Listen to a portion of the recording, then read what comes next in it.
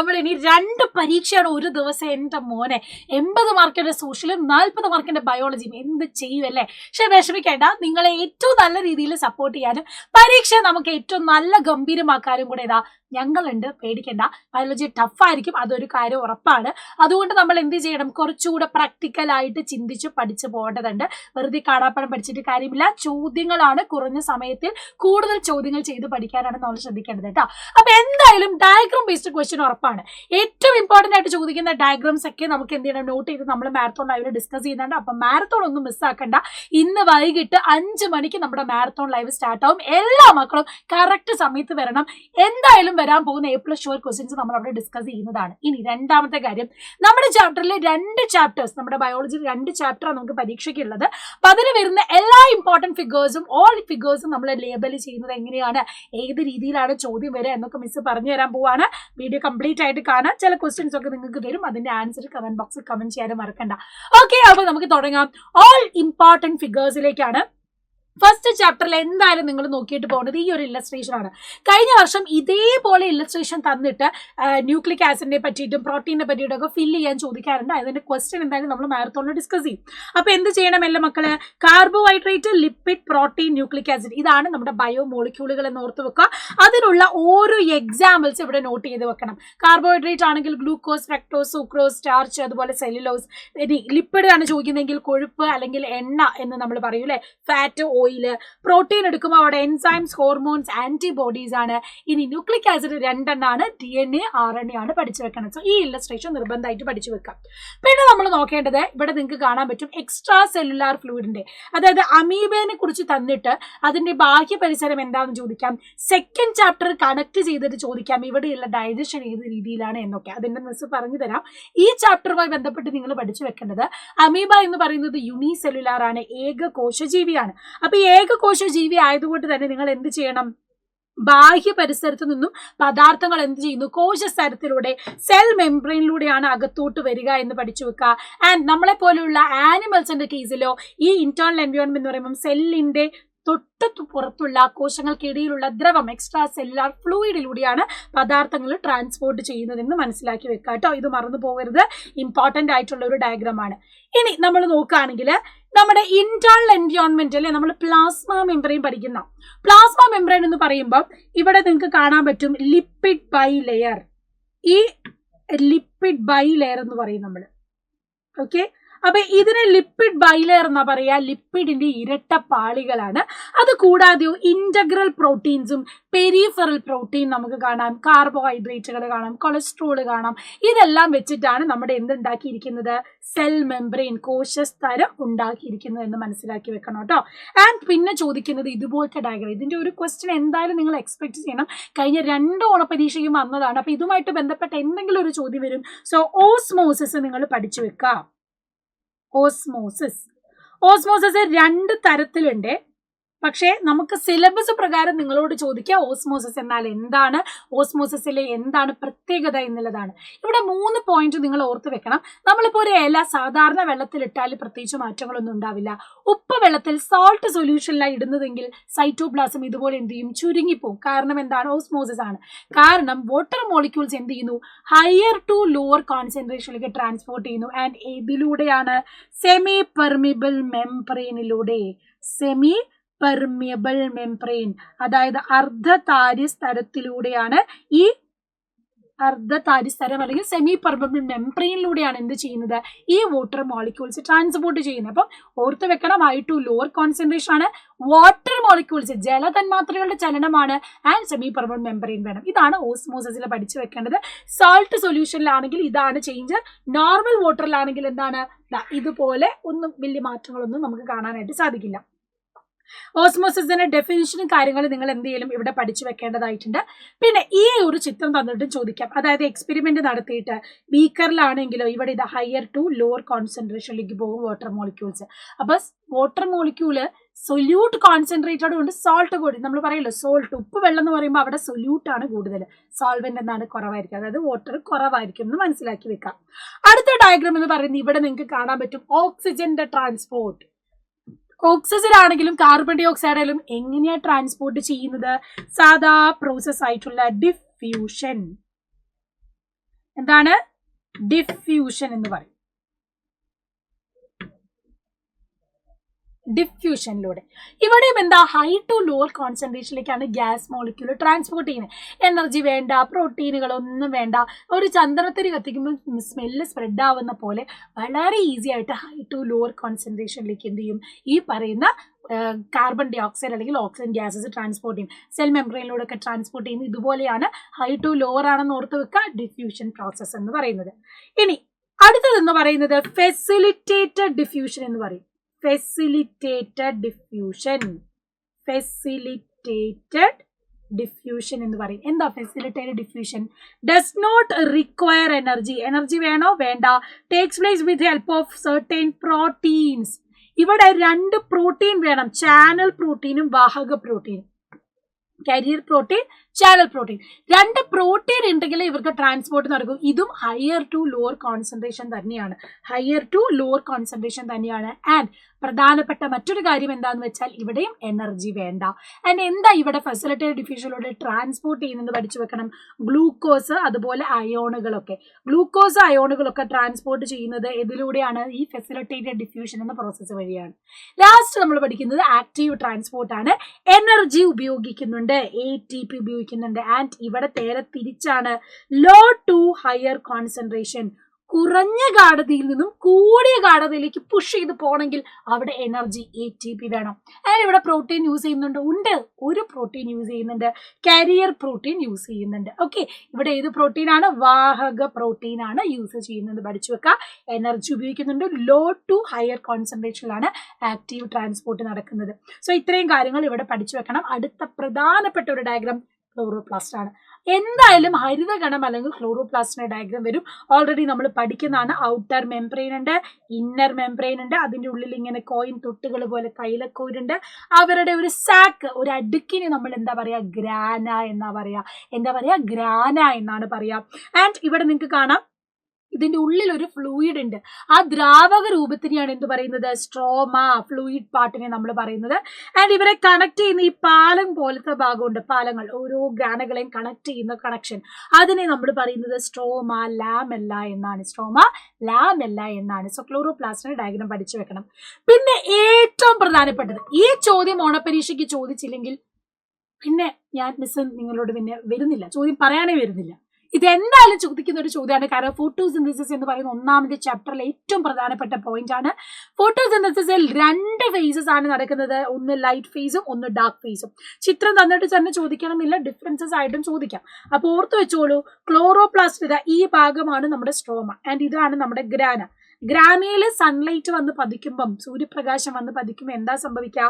ആ സൂര്യപ്രകാശത്തിന്റെ പ്രവർത്തനം വഴി ജലം വിഘടിക്കുന്നു, വാട്ടർ സ്പ്ലിറ്റ് ആകുന്നു, ഓക്സിജനും ഹൈഡ്രജനും ഉണ്ടാകുന്നു. അങ്ങനെ ഓക്സിജൻ പുറത്തോട്ട് പോകും, ഹൈഡ്രജനും അവിടെ ഉണ്ടാവുന്ന ATPയും സ്ട്രോമയിലേക്ക് വന്ന് വീഴും. നിങ്ങൾ പഠിച്ചതല്ലേ ബ്രിട്ടീമിസിന്റെ കഥയൊക്കെ. അപ്പൊ അതുപോലെ ATP ഹൈഡ്രജനും ഉണ്ടാകുന്നു. അത് ഈ ഗ്രാനിയിൽ നിന്നും എങ്ങോട്ടേക്ക് ഒഴുകി എത്തും? സ്ട്രോമയിലേക്ക് എത്തും. സ്ട്രോമയിൽ എത്തിയാൽ അവിടെ വേറൊരു കൂട്ടുകാരനുണ്ട്, വെയിറ്റ് ചെയ്ത് നിൽക്കുക, നമ്മുടെ കാർബൺ ഡൈ ഓക്സൈഡ്. അപ്പൊ പിന്നെ കാർബൺ ഡൈ ഓക്സൈഡ് ആരുമായിട്ട് ചേരും? ഈ ATPയുടെ സഹായത്താൽ ഹൈഡ്രജനുമായിട്ട് ചേർന്ന് ഗ്ലൂക്കോസിനെ നിർമ്മിക്കുന്നു. എന്താണ്? ഗ്ലൂക്കോസിനെ നിർമ്മിക്കുന്നു. സോ ഒന്ന് ഡാർക്ക് ഫേസ് ആണെങ്കിൽ ഒന്ന് ലൈറ്റ് ഫേസ്. പ്രകാശഘട്ടത്തിലാണ് ജലം വിഘടിക്കുന്നത്, വാട്ടർ സ്പ്ലിറ്റ് ആവുന്നത്, ഹൈഡ്രജനും ATPയും ഉണ്ടാവുന്നത്. ആൻഡ് ഡാർക്ക് ഫേസ്, ഇരുണ്ട ഘട്ടത്തിലാണ് എന്തുണ്ടാവുന്നത്? കാർബൺ ഡൈ ഓക്സൈഡും ഹൈഡ്രജനും ചേർന്ന് ഗ്ലൂക്കോസ് നിർമ്മിക്കപ്പെടുന്നത് സ്ട്രോമയിൽ വെച്ചിട്ടാണ്. സോ ഇവർ തമ്മിലുള്ള കമ്പാരിസൺ പഠിച്ചു വെക്കണം. പിന്നെ ന്യൂട്രിയൻസ് നിങ്ങളോട് ചോദിക്കും. അതായത് സ്റ്റാർച്ച്, നമ്മുടെ സീരിയൽസ്, നമ്മൾ കഴിക്കുന്ന എന്താണ്, ചോറ്, ചോളം, അതുപോലെ തന്നെ ഗോതമ്പ്, ഇതിലൊക്കെ ഉള്ളത് എന്താണ്? സ്റ്റാർച്ച് ആണ്. ആൻഡ് കരിമ്പിൽ നമുക്ക് സൂക്രോസ് കിട്ടും, പഴങ്ങളിൽ നിന്ന് നമുക്ക് ഫ്രക്ടോസ് കിട്ടും, പഴങ്ങളിൽ നിന്ന് ഫ്രക്ടോസ് കിട്ടും. അതുപോലെ തന്നെ പച്ചക്കറികളിൽ നിന്ന് വിറ്റാമിൻസ് കിട്ടും.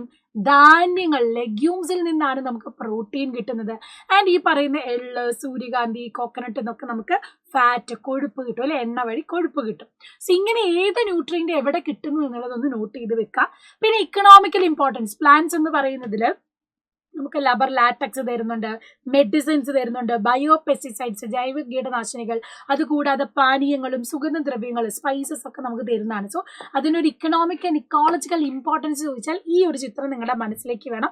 ഇത് ഓരോന്നും നിങ്ങൾക്ക് പോയിന്റ് ഔട്ട് ചെയ്ത്, കാരണം നമ്മൾ ഡെയിലി ലൈഫിൽ കാണുന്ന കാര്യങ്ങളാണ്, എന്തൊക്കെയാണ് നമുക്ക് പ്ലാൻസ് തരുന്നതെന്നുള്ളത് അത് നിങ്ങൾ എഴുതിയാൽ മതി. അടുത്തത് ഡൈജഷനിലേക്ക് പോവാണ്. ഡൈജഷന്റെ സ്റ്റെപ്സ് കറക്റ്റ് ആയിട്ട് പഠിച്ചു വെച്ചോണം. ഘട്ടങ്ങൾ, ഓക്കെ, ഘട്ടങ്ങൾ കറക്റ്റ് ആയിട്ട് പഠിച്ചു വെച്ചോളണം. ഒന്നാമത്തെ സ്റ്റെപ്പ് ഇൻജഷൻ, ആഹാര സ്വീകരണം. രണ്ടാമത്തേത് ഡൈജഷൻ, ദഹനം. തേർഡ് വൺ അബ്സോർപ്ഷൻ ആണ്, ആഗിരണം. ഫോർത്ത് വൺ അസിമുലേഷൻ ആണ്. അസിമുലേഷൻ എന്ന് പറയുമ്പോൾ നമ്മൾ സ്വാംശീകരണം എന്നൊക്കെ പറയും. പിന്നെ ഇജഷൻ ആണ്, ദഹനാവശിഷ്ടങ്ങളുടെ പുറംതള്ളൽ എന്ന് പറയും. അഞ്ചാമത്തെ സ്റ്റെപ്പ് ഇജഷൻ ആണ്, പുറംതള്ളൽ. ഇനി ആദ്യം തന്നെ നമ്മൾ പഠിക്കുന്നത് അമീബയിലും അതുപോലെ തന്നെ ഹൈഡ്രയിലുമുള്ള ഡൈജഷൻ പഠിക്കുന്നുണ്ട്. അമീബയുടെ ഡൈജഷന്റെ പ്രത്യേകത എന്താണെന്നറിയോ? അമീബയുടെ ഡൈജഷന്റെ പ്രത്യേകത ഇവർ ഇൻട്രാസെല്ലുലാർ ആണ്. ഇൻട്രാസെല്ലുലാർ ആണ്. ആന്തരകോശ ദഹനം, അതായത് കോശാന്തര ദഹനം എന്ന് പറയും. കോശാന്തര ദഹനം. എന്തുകൊണ്ടാ? സെല്ലിന്റെ ഉള്ളിലാണ് ദഹനം നടക്കുന്നത്. അമീബയില് സെല്ലിന്റെ ഉള്ളിൽ. ആൻഡ് ഇവർക്ക് എന്തുണ്ട്? സ്യൂഡോപോഡിയ ഉണ്ട് കേട്ടോ. ഈ കാണുന്ന സ്യൂഡോപോഡിയ വെച്ചിട്ട് ഭക്ഷണത്തെ ഇങ്ങനെ അബ്സോർബ് ചെയ്ത് ഉള്ളിലേക്ക് എടുക്കും. ഉള്ളിലെത്തിക്കഴിഞ്ഞാൽ എന്ത് ചെയ്യും? അതിൻ്റെ ഉള്ളിൽ വെച്ച് ഡൈജഷൻ ചെയ്ത് അതിനെ മുഴുവൻ ന്യൂട്രിയൻസ് എടുത്തിട്ട് വേസ്റ്റ് ചെയ്ത് കണ്ടോ സ്യൂഡോപോഡിയ വഴി തന്നെ പുറത്തോട്ട് കളയും. സോ ഇതാണ് നമ്മൾ അമീബയിൽ കാണുന്നത്. ഇതിനെ നമ്മൾ പറയുന്നത് ഇൻട്രാ സെല്ലുലാർ ഡൈജഷൻ എന്നാണ്. കോശ ആന്തരിക ദഹനം എന്ന് പറയും. കോശ ആന്തരിക ദഹനം എന്ന് പറയും. അടുത്തത് ന്യൂട്രീഷൻ ഇൻ ഹൈഡ്ര. അമീബയിൽ ഇൻട്രാസെല്ലുലാർ ആണെങ്കിൽ ഹൈഡ്രയിൽ നമ്മൾ കാണുന്നത് എന്താണ്?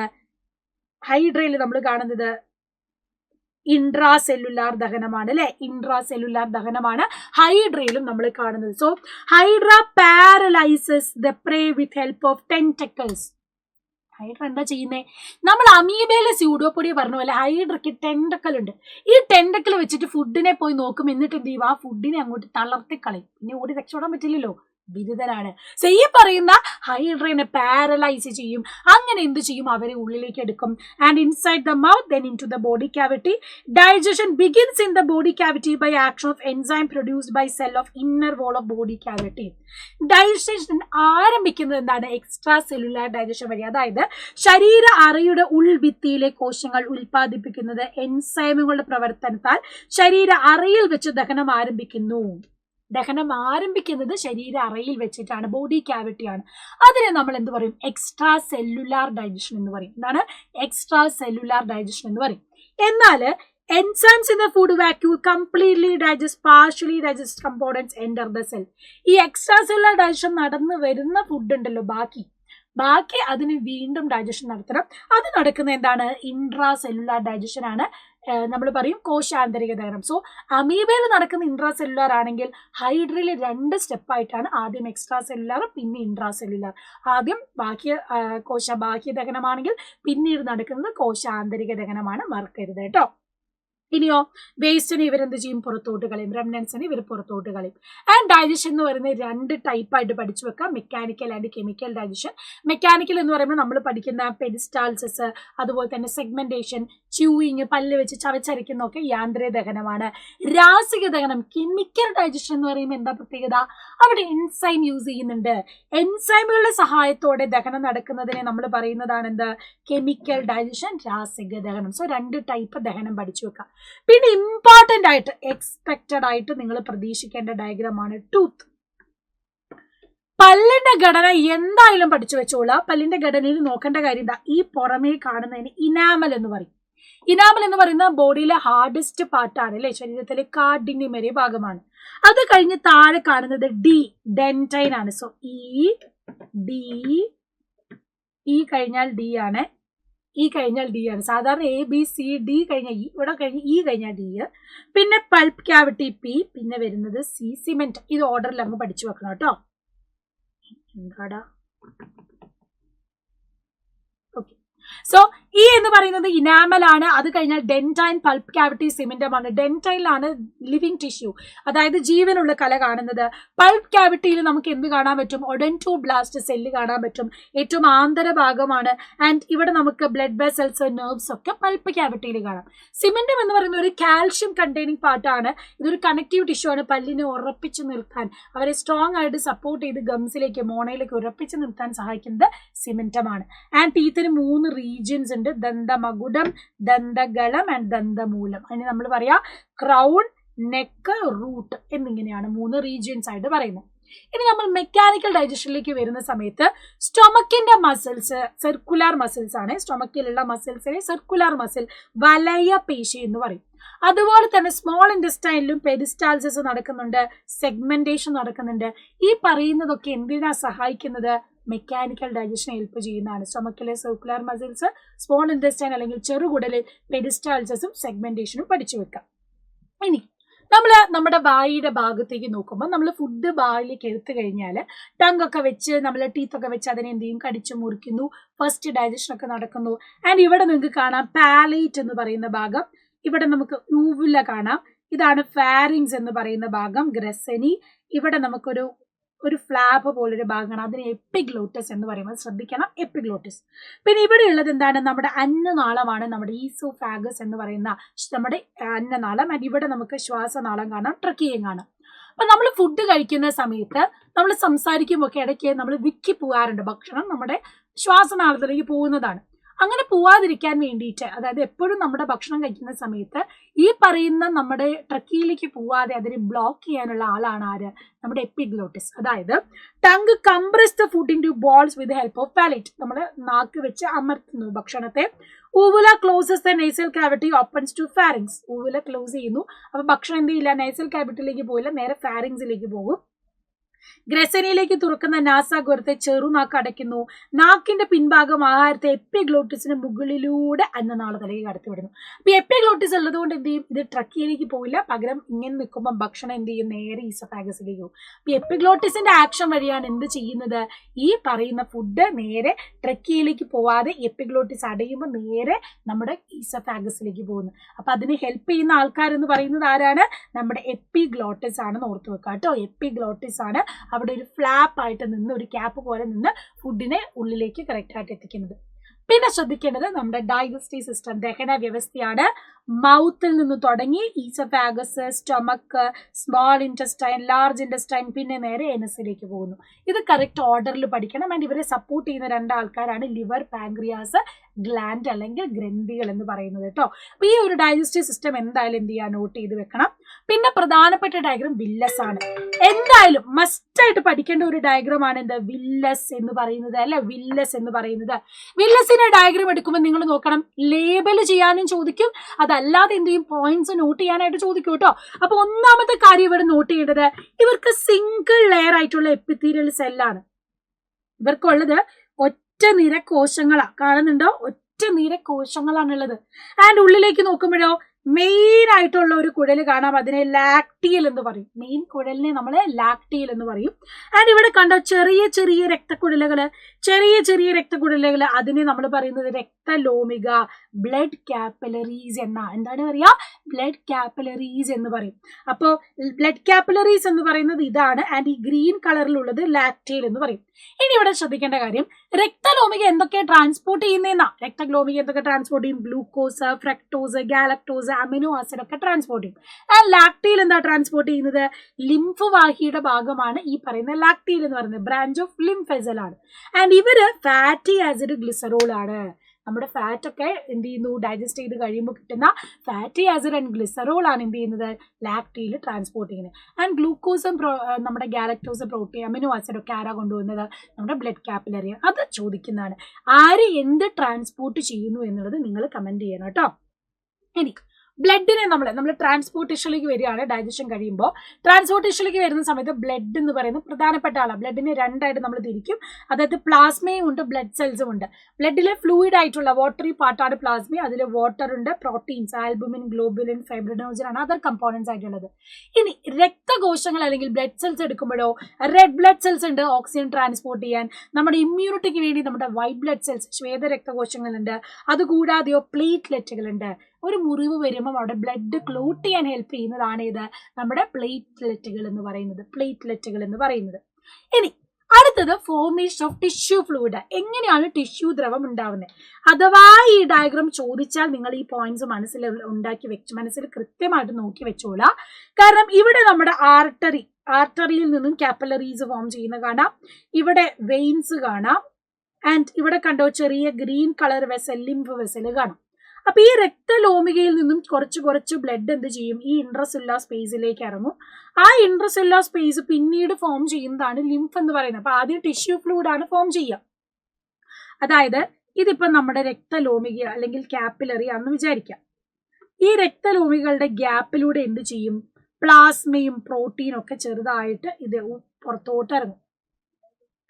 പുറത്തോട്ട് ഇറങ്ങിയിട്ട് അത് പിന്നെ ടിഷ്യൂ ഫ്ലൂയിഡ് ആയിട്ട് മാറും. ആ ടിഷ്യൂ ഫ്ലൂയിഡ് പിന്നെ എന്തായിട്ട് മാറും? ലാക്ടിയൽ ആയിട്ട് മാറും.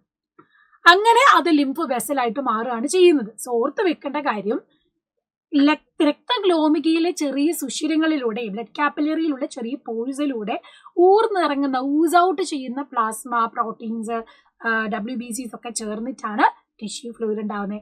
ആ ടിഷ്യൂ ഫ്ലൂയിഡ് കമ്പൈൻ ചെയ്തിട്ടാണ് നമ്മുടെ ലിംഫ് വെസൽ ഉണ്ടാവുന്നത് കേട്ടോ. അതാണ് ടിഷ്യൂ ഫ്ലൂയിഡ് ഉണ്ടാവുന്നത് എങ്ങനെയാണെന്നുള്ളത് നോട്ട് ചെയ്ത് വെക്കാം. പിന്നെ പ്രധാനപ്പെട്ട ഡയഗ്രാം ഇവിടെ ലിംഫാറ്റിക് സിസ്റ്റം എന്ന് പറയുമ്പോൾ എന്തൊക്കെ അതിൽ പെടുന്നു എന്നുള്ളതാണ്. അതിൽ ലിംഫ് ഉണ്ട്, ലിംഫ് വെസൽസ് ഉണ്ട്, ലിംഫ് നോഡ് ഉണ്ട് കേട്ടോ. ലിംഫാറ്റിക് സിസ്റ്റത്തിൽ എന്തൊക്കെയുണ്ട്? ലിംഫ് ഉണ്ട്, ലിംഫ് വാഹികളുണ്ട്, ലിംഫ് നോഡുകളുണ്ട്, സ്പ്ലീന്, അസ്ഥിമജ്ജ, തൈമസ് ഗ്രന്ഥി, ഇതൊക്കെയാണ് കൂടെ വരുന്നത്. ഇത് നോട്ട് ചെയ്ത് വെക്കാൻ മറക്കരുത്. പിന്നെ നമ്മുടെ 3 blood capillaries, artery and veins, അതായത് 3 ബ്ലഡ് വെസൽസ് നമ്മുടെ ബോഡിയിലുണ്ട്. ഇതിൽ ഓർത്ത് വെക്കേണ്ട കാര്യം A ഫോർ ആർട്ടറി. എന്ന് പറയുന്നത് ധമനിയാണ്. ഹാർട്ടിൽ നിന്നും ഓക്സിജനേറ്റഡ് ബ്ലഡ് ഹൈ പ്രഷറിൽ കൂടിയ പ്രഷറിലും കൂടിയ സ്പീഡിലുമാണ് കൊണ്ടുപോവുക. ആൻഡ് തിക്ക് വോൾസ് ആണ് ഇവർക്കുള്ളത്, എലാസ്റ്റിക് വോൾസ്, അത്രയും ബ്ലഡ് കൊണ്ടുപോകുന്നുണ്ട്. പിന്നെ ഉള്ളത് വെയിൻ ആണ്. ഇവിടെ മിസ് V ഫോർ V എന്ന് എഴുതിയതൊക്കെ എന്താ? വെയിനിന് വാൽവുകൾ ഉണ്ട്. എന്തിനാ വാൽവ്? ബാക്ക് ഫ്ലോ തടയാൻ വേണ്ടിയിട്ട്. ആൻഡ് ഇവിടെ ലോ പ്രഷറിൽ ലോ സ്പീഡിലാണ് പോവുക. തിൻ വോൾ ആയിരിക്കും. ആൻഡ് ഇത് deoxygenated blood, carbon dioxide നിറഞ്ഞ ബ്ലഡ് ബോഡിയിൽ നിന്നും ഹാർട്ടിലേക്ക് എത്തിക്കുകയാണ് ചെയ്യുന്നത്. പിന്നെ നമ്മുടെ കാപ്പിലറി എന്ന് പറയുന്നത് ഒറ്റ നിര കോശമുള്ള രക്തലോമികയാണ്. ലോ സ്പീഡിൽ കുറഞ്ഞ പ്രഷറിലൊക്കെയാണ് എന്ത് ചെയ്യുന്നത്? ഇവിടെ ബ്ലഡ് ട്രാൻസ്പോർട്ട് ചെയ്യുന്നത്. അപ്പം കുറഞ്ഞ മർദ്ദത്തിലും കുറഞ്ഞ വേഗത്തിലുമാണ്. പിന്നെ ഇവിടെ നിങ്ങൾ കാണുന്ന ഡയഗ്രാം, ഇത് ഈ ഒരു പരീക്ഷയ്ക്ക് നിങ്ങൾക്ക് അത്ര ഇമ്പോർട്ടന്റ് അല്ലെങ്കിലും നമ്മുടെ ഇമ്പോർട്ടന്റ് ഒരു ഡയഗ്രാം തന്നെയാണ്. കൂടുതലും ക്രിസ്മസ് എക്സാമിനൊക്കെ വരുന്നതാണ്. എങ്കിലും ഓണ പരീക്ഷയ്ക്ക് അഥവാ ചോദിച്ചാൽ നിങ്ങൾ നോട്ട് ചെയ്ത് വെച്ചോളാം. ഇവിടെ നിങ്ങൾ കണ്ടോ, blood containing nutrients from liver reaches the heart through hepatic vein. അതായത് ലിവറിൽ നിന്നും ഹാർട്ടിലേക്ക് ബ്ലഡ് എത്തിക്കുന്നത് ഈ ഒരു ഹെപ്പാറ്റിക് വെയിൻ ആണ്. ലിവറിൽ ഡീടോക്സിഫൈ ചെയ്തിട്ടുള്ള ബ്ലഡ് ആണ്. അപ്പൊ ആ ഹെപ്പാറ്റിക് വെയിൻ ആണ് എന്ത് ചെയ്യുന്നത്? ഹാർട്ടിലേക്ക് വീനക്കാവ് വഴി ബ്ലഡ് എത്തിക്കുന്നത്.